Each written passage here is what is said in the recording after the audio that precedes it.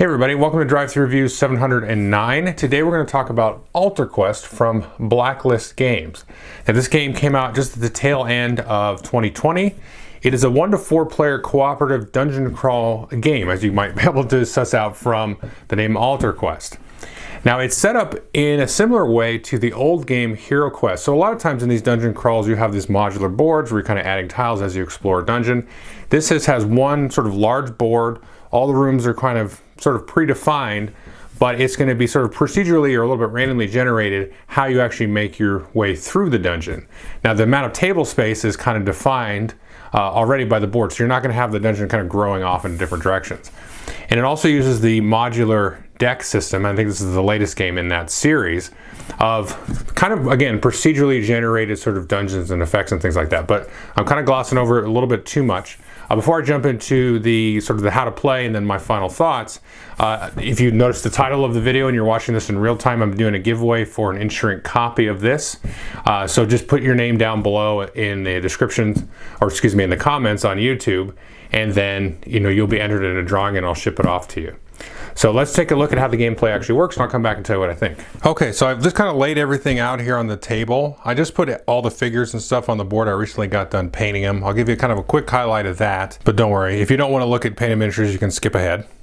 But here's the board, like I mentioned, that you'll be playing on, separated into various different rooms and so on, and players will be exploring through there. So this is the main part of the game. The other part of the game is the decks. Now, of course, this is a modular deck system game. You've got various different decks you're going to use. Now, these decks here are kind of your 4 main decks. These are going to kind of change up game to game. This is just one hero, so if there's multiple heroes in play, you'll have multiple decks. You'll have a quest deck, an adversary deck, and then kind of the villain deck here. And then off to the side here, you're always going to use these decks. So if you do search actions, you've got search cards, lurkers might show up from time to time, kind of spawn sort of wandering monsters, feature cards, and altar cards.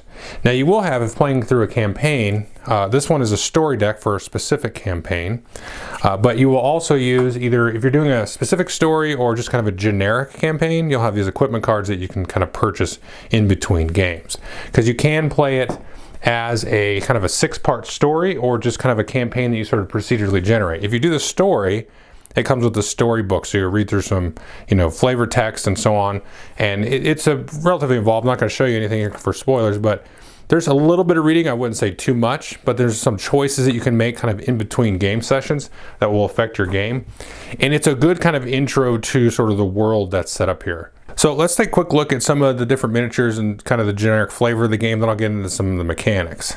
So as the name of the game implies, Altar Quest, here is sort of the altar terrain piece. And the gist of the story is just like an ancient evil, and these altars are kind of sort of popping up and people are trying to control them. They offer like great magical power and so on. And there's a lot of different weird types of enemies. So over here you can see there's these frog enemies. And when you draw a frog deck, like this, no, not frogs, they're called frocks, but there's these living evil frog people, then these are the guys that you're going to use. But you might also have, I'll just call them the pig people. So you've got these various different pigs here, some of these big warrior types and little ninja guys, and these are sort of, I call them like engineers or demolition experts. But you can see there's other terrain pieces as well. So when you go into a room, you'll draw a card off of the feature deck, and you'll see kind of what terrain feature is in there. And you'll be able to interact with that terrain, and the terrain, it's going to kind of change up based on the quest that you're currently on, so you might interact with it in different ways as you explore through the rooms. So you've got the frog people and the pig people, and now we've got vampires. So here we've got some different gargoyles and things, and different male and female vampire types there. The thing that's interesting about this world is vampires aren't necessarily evil. They're kind of like a nobility class in this world. But there are good and evil vampires. You can even play as a good vampire, which is kind of an interesting thing. Now, those are kind of the 3 adversary types that come in the base game, but you have, of course, 3 different villains. And here are the 3 villains. As you might expect, there's a frog villain, a vampire villain, and a pig villain. Now, you don't always have to play with the evil pig lady with the pig adversaries. You could have the pig lady with the vampires, or the vampire with the pig people, or the frog villain with the vampires, and so on. So you have a villain deck. There's 3 different villain decks for them, and 3 different kind of adversary decks that you can kind of mix and match for the different scenarios. And if you play through the story, it'll tell you, kind of what to use, but you can generate your campaign as you wish. Finally, up here we have the 4 different heroes. Like I said, there's a vampire warrior. There's kind of a priest cleric kind of guy, a rogue halfling, and then this sort of strange like bird person that's more like a wizard there. So those are kind of interesting there. And then of course you have the staircase. So you're going to just pick a room wherever you want to start, unless the scenario dictates you where you put it. And that's where players will start on top of this staircase there. And then you'll kind of just start exploring through the dungeon. You can see there's all different doors and things. So as you explore and open doors, the dungeon or whatever the environment that you're in is going to kind of grow there. So if there's no door on a spot, that's basically is a closed door.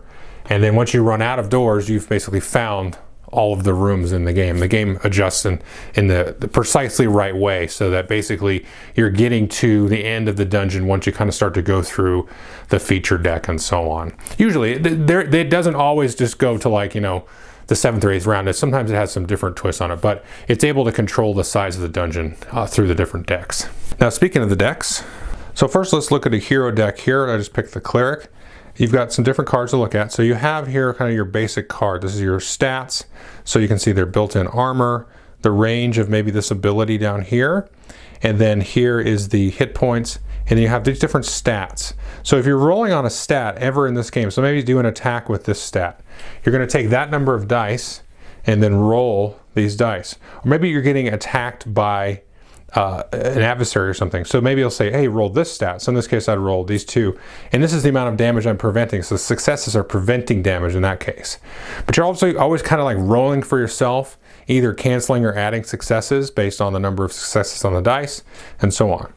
And then you always have 2 pieces of equipment here that each player starts with. There's trinkets, there's weapons, there's everything like that. You can always have 2 trinkets in front of you, because if you get more equipment over the course of the campaign or the game, and you can only have 1 sort of type of each of the others. So Vi can only have the 1 weapon or the 1 armor piece and so on. But you can have 2 trinkets. So these will all be in front of you, these 3 cards to start the game. And then you're going to have a deck of cards that you're going to shuffle, and then you're going to draw 4 of these cards here, and these are going to be some of the different actions and things that you can do. They'll have, like I said, a range, different abilities, and they have the different alter dice abilities here, which I'll explain in a minute. So you might get little special bonus actions after them. So some of these, you can see this will cost you an action to play. Others will be feats like that, so you can play that on top of an action. And so each player is going to get these 3 tokens here, like so, and you're going to take and then flip these over as you do an action, because as the game kind of goes along, you'll kind of start to stack abilities and effects and things. So you need to keep track of what a whole complete action is, because you might do an action that attacks, you roll an alter dice, which allows you to trigger this other thing, which is going to exhaust. Well, all of that is just end up being one quote-unquote action. So these are nice little things to keep track of. You know, as you take actions, you'll spend those. And each player also gets this player aid, which is pretty handy. So all the heroes are going to take their turns, and then you're going to activate all the threats and villains and quest effects and so on. So if we look here at the hero turn, you get 3 actions, like I said, which are marked with these little tokens to be helpful. You can always do an action to move up to 3 spaces.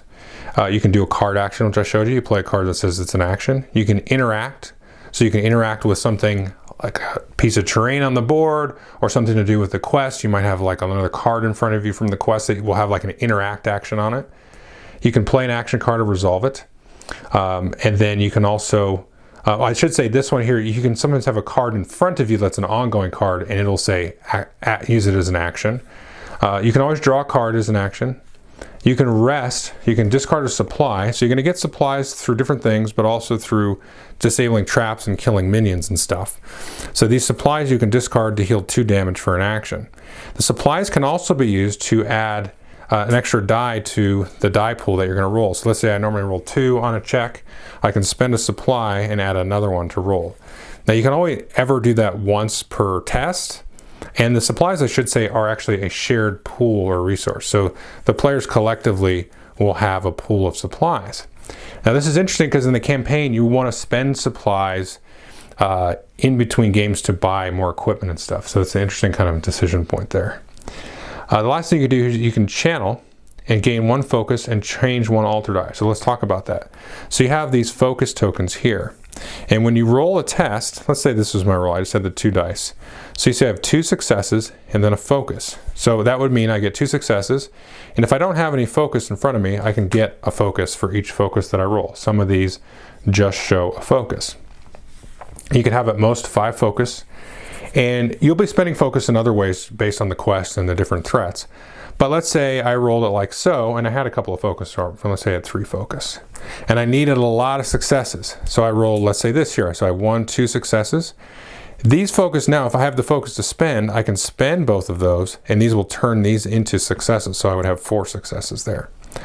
So after you resolve all that, or let's say I only needed to spend 1, I spent this 1, I still have 1 left over, then at the end of that I can get a focus back for the extra one. There is one other symbol here, and that is this one. It's like an exploding die. If it has that, you can then roll another die on top of it, and they will keep exploding. If I keep rolling exploding successes, then I keep rolling them. And you should keep rolling them because you might generate more focus on the other die rolls. So there you go. The interesting thing about this is there's actually no misses on here. Although effectively, if you roll this and don't have any focus to spend, it's a miss, but you get a focus for next time. Now the other thing to mention here is you actually can change an alter die. Now what's an alter die? We'll show that in a second, but I just want to say at the end of your turn, once you've done all 3 actions, you always will draw 1 card.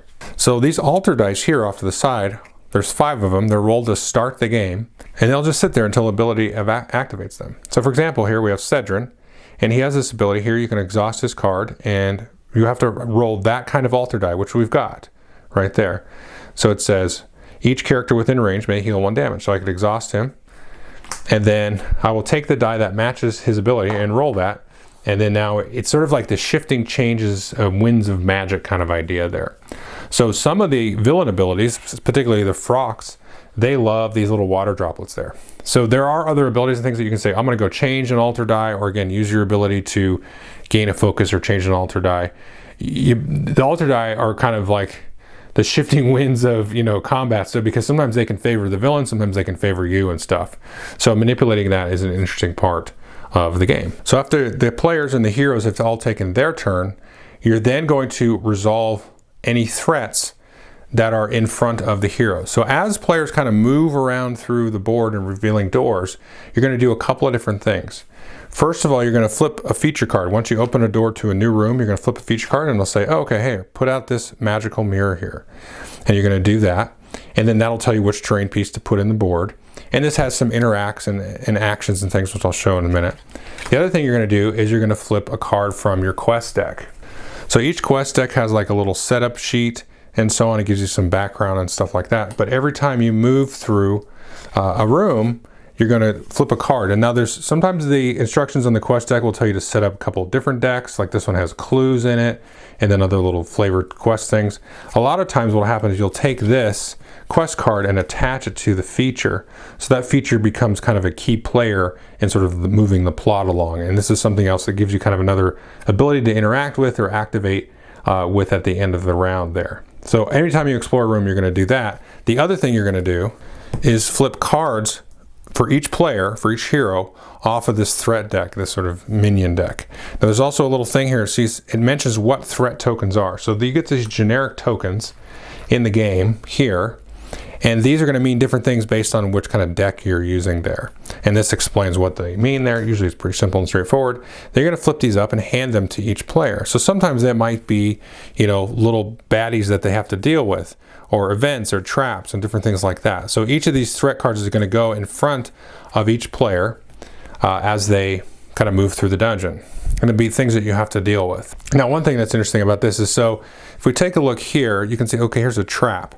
And you see this little blue marker here? That means use the blue trap, because you might get multiple traps in play. So knowing which trap is which, so here's a trap marker, here's the blue one, here's the red one, and so on. So knowing which traps are activating and which abilities they do works like that. So, or here you've got a green Muckslinger, you might get another one that's a different color. Here's a red Frox Raider. Now they have these little bases here to show that. So here's my yellow one. So what I did is I just went ahead and painted them yellow or red or whatnot. Just because, I don't know, I saw that on the Facebook group and it seemed like a cool idea, but you can slip these on. And the nice thing about these is they're pretty loosey-goosey. I know sometimes they can be tight in a game like this, so when you peel it off, it'll peel your paint, which is never super fun. But I just went ahead and painted them, their clothing different colors. But it is nice that these are like a little bit kind of flimsy. They're sort of squishy and stuff. They won't rip your paint off if you don't want to do that. And again, that's to keep track of like who's supposed to activate what and so on. So those will come out in front of you. And then once the players are done with all their turn, then everybody's going to activate the threats that are in front of them. So there might be traps and so on. And just to kind of show you a little bit about these cards here, this is their defense, that's their hit points, this is the range of their ability, and this is the amount that they'll move. And typically what the villains will do, or the minions, will move into like the most optimal range as far away as they can possibly be to be able to pull off this effect. And like I said, so you can see this one says inflict 4. So it shows you the ability, that green ability there. So that's not good for this guy because he's only rolling the 1 die that matches that sort of green arrow there. So this basically says you're going to roll that, and then you basically have 4 successes coming at you. So you have to beat that. So let's say I rolled this guy his one die, but I got an exploding die, so I got a second success. So 2 of those would be stopped. So this inflict 4 comes down to an inflict 2, and then you're going to absorb any damage from an inflict in your armor. So now I'm only down to 1 hit point, and you could have like extra armor tokens that you stacked up, and you can start to spend those. Otherwise, you're going to start to take damage, and here's the little damage tokens, and you just put these on the card there like so. And it's worth noting, if any hero dies at any point in the game is over, and the heroes have lost. But you're going to go through and activate all the threats that are in front of everybody, and then you're going to go and look at the villain deck here. And the villain deck is going to activate after all the threats have activated. And it's going to start with this card up here. So once you can't draw any more villain cards, this will turn into the big bad boss. So you're going to do that, activate that, and then this will basically affect all the players usually. And then you flip a card, and this is typically an event. It might spawn lurker cards here. So you've got lurkers that'll come out, and these are sort of like wandering monsters that you'll have to deal with. But you resolve the villain event, and then you'll resolve the quest event, and so on. So if there's any quest cards that are out here, and you're always going to look at this activate keyword. So like each hero who controls a key card. So during each of these different phases, you can just say look at the activate, and whatever activate it says, you just do what it says. So you just walk through all the threats, walk through the villain, walk through any quest cards that are up, and then you just keep moving through there, and then you go back to the player's turn. And basically you just keep kind of moving around, exploring the dungeon, trying not to die. And I just want to say I'm being a little bit glib with this because these quests really do mix it up. It's not just like explore to like the 8th or 9th room, fight the boss, and then you win. They really do not all work like that at all. And usually you have to find this altar as part of the quest, because that's kind of the key sort of Deus Ex Machina in the system here, is these altars, and everybody's trying to control these or stop people from controlling them and so on. So typically you have to find that. Sometimes the altar's at the bottom of the deck, sometimes it might be the second room that you find, but you still got to go rescue a prisoner or something like that. Okay, so that is Altar Quest, and again, if you want to try to win a copy of the base game, please just leave a comment below on the YouTube video. Let's jump into my 3 pillars of review. First, we'll talk about player count. Now, I've only played this alone, solo. Most of my games have been played with 1 hero, although I did play a couple games with 2 heroes. So I played through, and I've used all the different heroes in the game at this point. I did play through the 6-part story campaign. I played a couple of like one-shots using some of the different heroes and stuff like that. In terms of play time, I'll talk more about player count in a second, but when I talk about play time, I mean, a session usually goes, what does the box say? I always have to look at the box, but I think it's probably about 90 minutes. Let me see. What do they say here on the box? It says 45 to 120, so 45 minutes to 2 hours. And I could see, yeah, for sure if you're playing with like 4 players, there's kind of a lot going on. There's more minions that are spawning and more traps and more of everything. So it's going to take a little bit of time. And of course, you got more people taking their turn. So 45 minutes to about 2 hours. My game seemed to, even playing solo with 1 hero, and I'll talk a little bit more about this in the next section, but there is a little bit of like thinkiness to this game. So I probably did have a couple of scenarios. Like I said, I played 9 times that were 45 minutes. There was a couple that were sort of like a quick-ish win or loss. Not like immediate, not like 15 minutes, but it was a little bit quick. So there is some malleability to the game length there. So I guess that makes sense, 45 minutes, 2 hours. Now, jumping into the kind of the main portion here, what is this game like? It's like Hero Quest and Warhammer Quest and the D&D, dungeon crawl games and all that kind of stuff, and Shadows of Brimstone. You can throw it in there and compare it to all that stuff. Now, the neat thing about this is it's got the board like Hero Quest, which I don't know who it was, but I think it was probably, when I first heard it more publicly announced, a guy named Michael Barnes over on therewillbegames.com, and he said, you know what, all these modular dungeon crawl tiles, I don't like them anymore. Because, back in the day, it was like, oh, this is cool because the dungeon's going to evolve. You're not constrained to this board. It's kind of this neat thing. But I've played enough of them, especially like Shadows of Brimstone or like Blackstone Fortress and that kind of stuff, the Warhammer Quest games.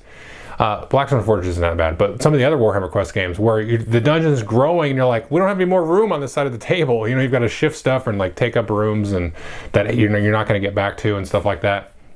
So the dungeon can kind of grow in inconvenient ways. Whereas really kind of the genius of this system is you have these different rooms, but the amount of space that the game takes up is fixed. But you still have kind of an organic, procedurally exploratory type of vibe kind of thing going on. So this is really a neat thing, and it's kind of funny that this is really the first game since HeroQuest to go back to this. So I like that. And they did a cool thing with this by including the different furniture and the terrain features, which I think have more meaning than they did in HeroQuest. Sometimes you had little nooks and crannies in there. It was like, oh, do a search. And one thing I didn't really talk about here is how search worked in the walkthrough. The search action here is really neat. And that's something that all of these dungeon crawls kind of struggle with, is like searching and how to like make that fun, how to make it balanced and all that stuff.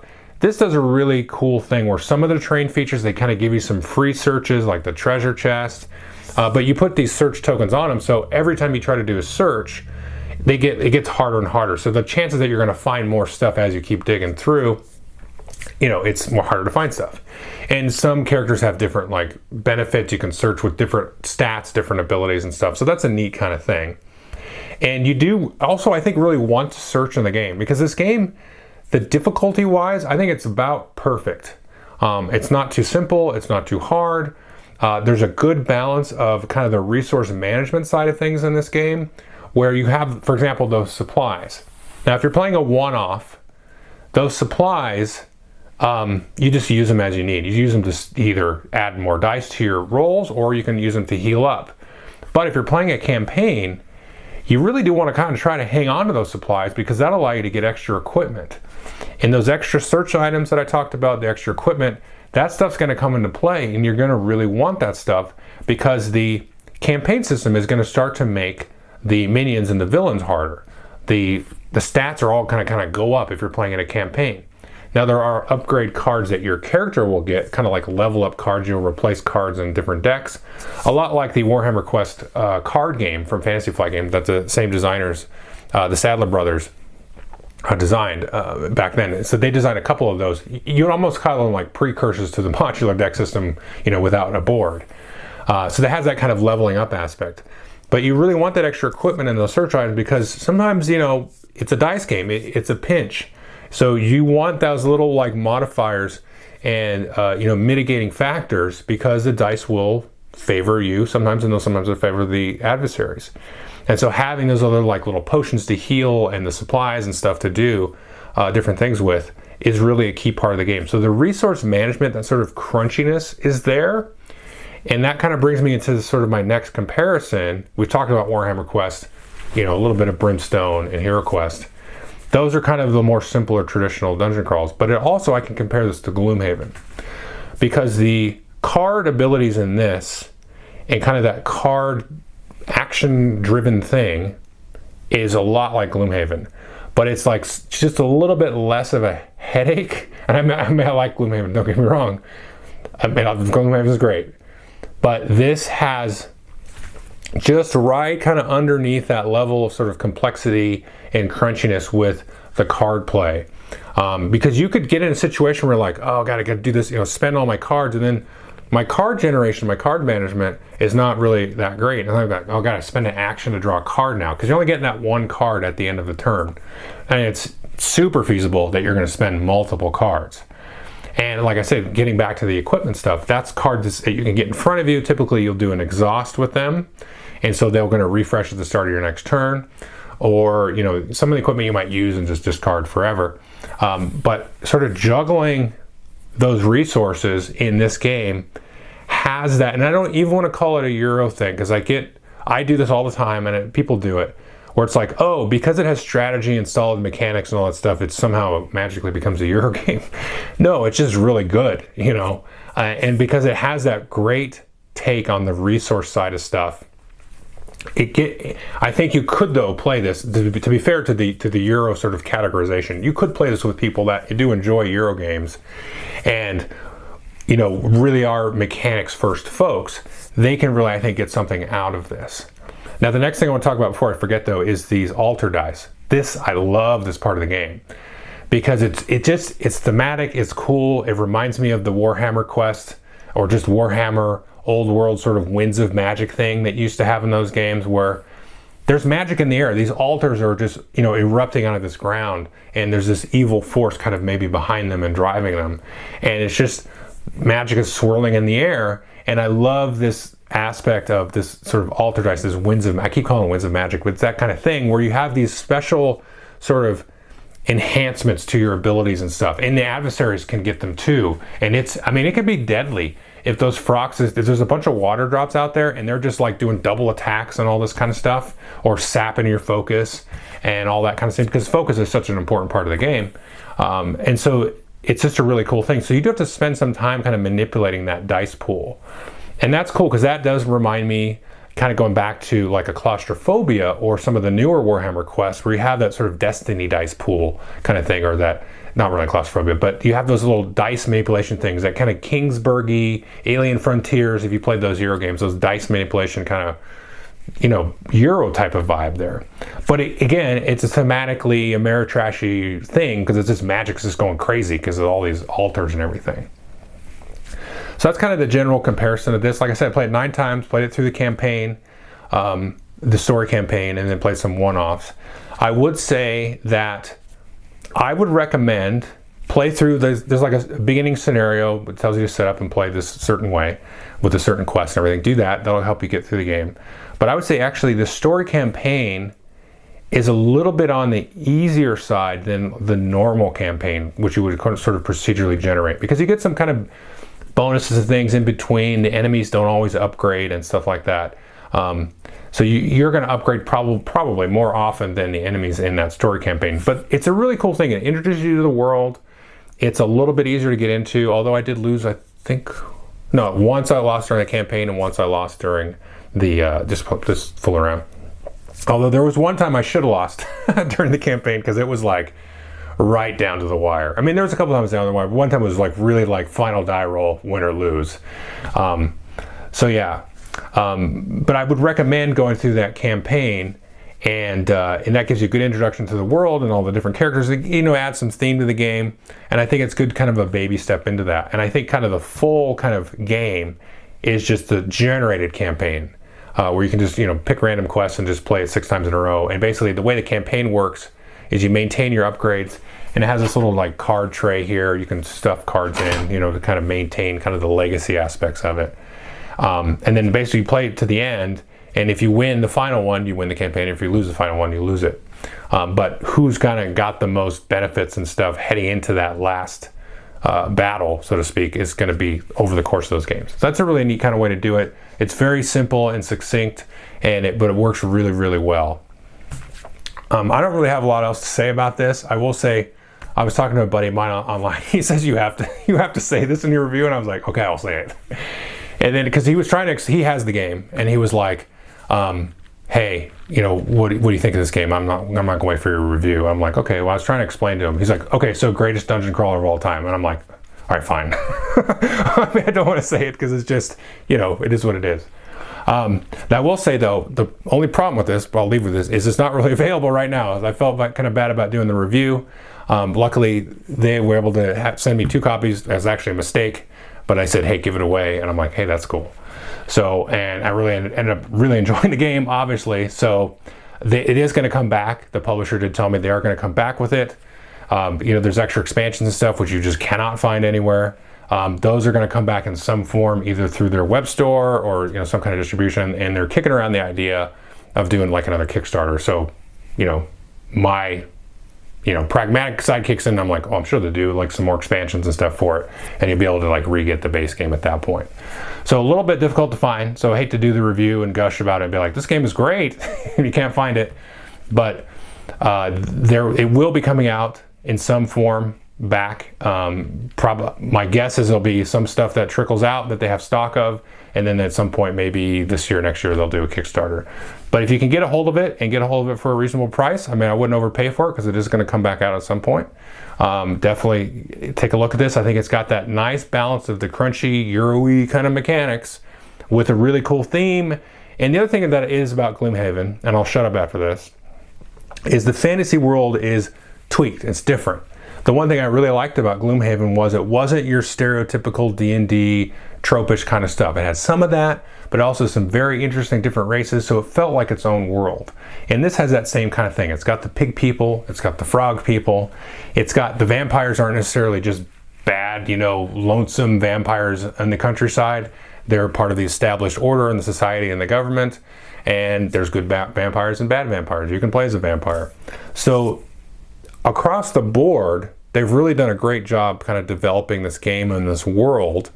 And and so it just kind of hits on all cylinders there. So I definitely recommend folks take a look at Altar Quest. Thank you.